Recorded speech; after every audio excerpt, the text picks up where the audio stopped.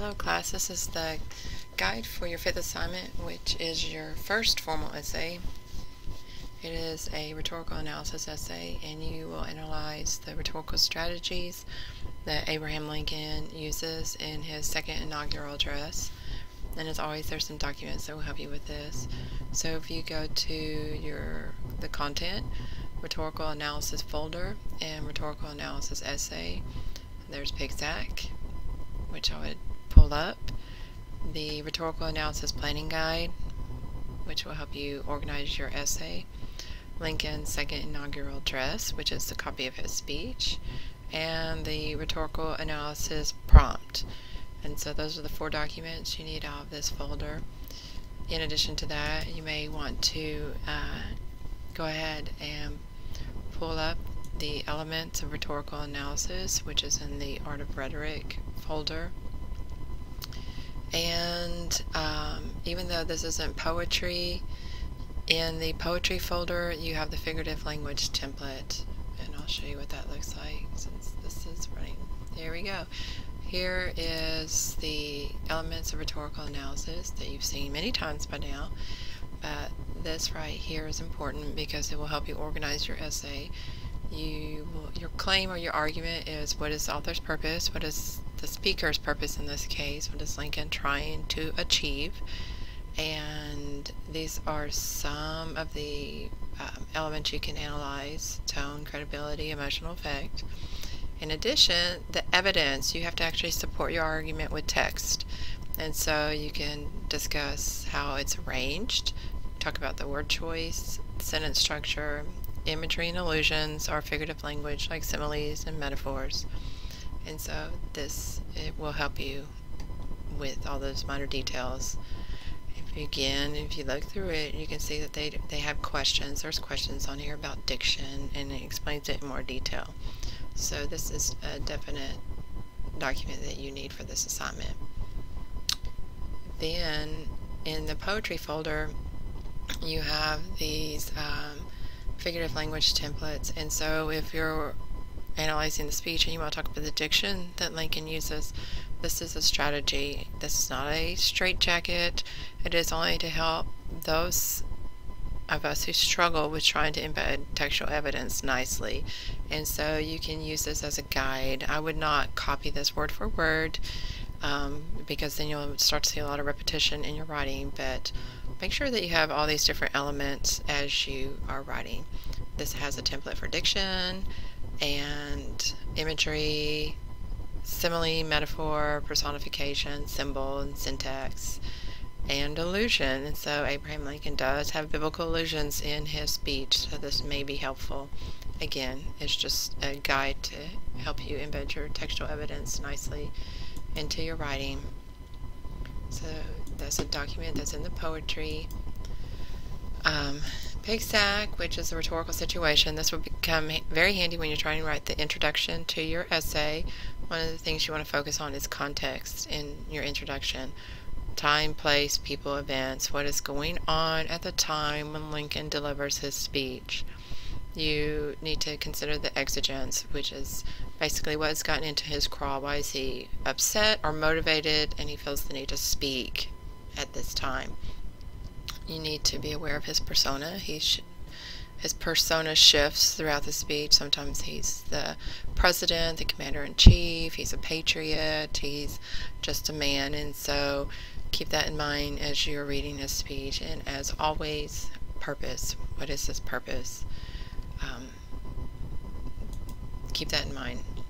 And then finally, here's the speech. If you notice, it was written or delivered March 4th, 1865, and so I would have this handy. This is what you're analyzing. You can print it out and write on it, which makes analysis so much easier. And as you do that, I would also have the planning guide, rhetorical analysis planning guide. And this would walk you step by step through the speech and what you need to do as you prepare to write. And so step 1, of course, look at the words. If you don't know any, look them up in a dictionary. It's a tough speech. It was written in the 1800s, so the language is more complex. as you're reading, label the P for the persona and the purpose that you find throughout the different purposes. Also, I would note on the speech the different appeals that he used. When does he appeal to our emotions? When does he appeal to logic? When does he appeal to credibility? He's trying to gain our trust, and those are 3 different appeals, and so I would note that on the speech, and those are some of the elements that you can analyze in your essay. Step 4 is to identify the rhetorical strategies, and so you may notice repetition, that's a strategy. Allusions, biblical allusions, historical allusions.